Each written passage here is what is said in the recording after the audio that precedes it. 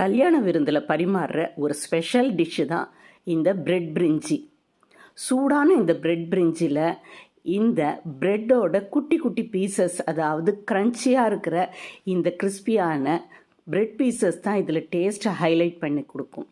அவ்வளோ டேஸ்டான இந்த டிஷ்ஷை வீட்லேயே நம்ம செய்யலாம். அது செய்யறது எப்படின்னு இந்த வீடியோவில் பார்க்க போகிறோம். இதுக்கு தேவையான பொருட்கள் பின் பண்ணியிருக்கேன், நோட் பண்ணிக்கோங்க. முதல்ல ஒரு குக்கரில் கொஞ்சமாக எண்ணெய் ஊற்றிட்டு பட்டை, கிராம்பு, ஏலக்காய் இது மூணுத்தையும் போட்டு நல்லா பொரிய விட்டுக்கலாம். அது பொரிஞ்சு வந்ததுக்கப்புறம் பிரிஞ்சி இலை 3-4 பிரிஞ்சி இலை இதில் சேர்த்து அதையும் நல்லா பொரிய விட்டுக்கலாம்.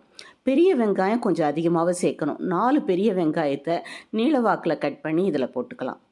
காரத்துக்கு 2 பச்சை மிளகாவை நீளமாக கட் பண்ணி அதையும் இதில் சேர்த்துக்கலாம். இதில் நம்ம இஞ்சி பூண்டு விழுதா சேர்க்க வேணாம். இது மாதிரி துருவலாக ஒரு கைப்பிடி அளவுக்கு தாராளமாக இஞ்சி துருவலை சேர்த்துக்க போகிறோம்.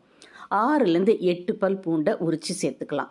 இது எல்லாம் எண்ணெயில் நல்லா ரோஸ்ட் ஆகணும். அதுக்கு தேவையான அளவுக்கு உப்பையும் சேர்த்துக்கலாம்.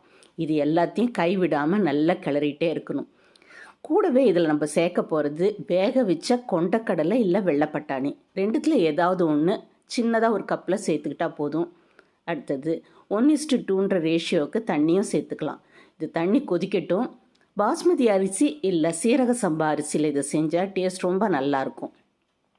இது கொதி வந்ததுக்கப்புறம் ஒரு கைப்பிடி அளவுக்கு புதினா தழைகளை இதில் க்ளீன் பண்ணி சேர்த்துக்க போகிறோம். கொத்தமல்லி தழைகளையும் மேலேப்பில் தூவிக்கலாம்.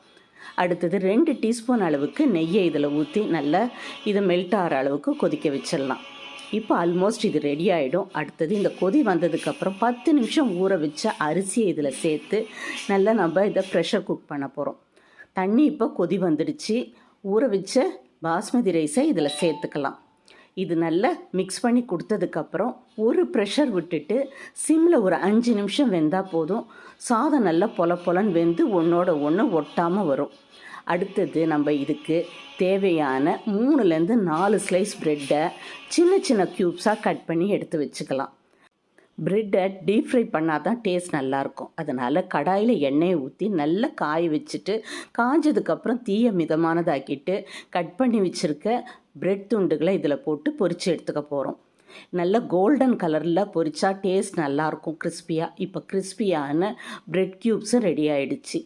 இதை சாதத்தில் போட்டு கிளம்பிட வேண்டாம். நம்ம எப்போ சாப்பாடு பரிமாறுறோமோ பரிமாறத்துக்கு முன்னாடி அதில் நம்ம அந்த ப்ரெட் ஸ்லைசஸை, அதாவது குட்டி குட்டி பீசஸாக இருக்க அந்த கிறிஸ்பியான ப்ரெட் துண்டுகளை இதில் மேலே அப்படியே டெக்கரேட் பண்ணி கொடுத்துடலாம். ஒவ்வொரு ஸ்பூனை எடுத்து நம்ம சாப்பிட்றப்போ அந்த ப்ரெட் துண்டுகளோடு சாப்பிட்டா டேஸ்ட்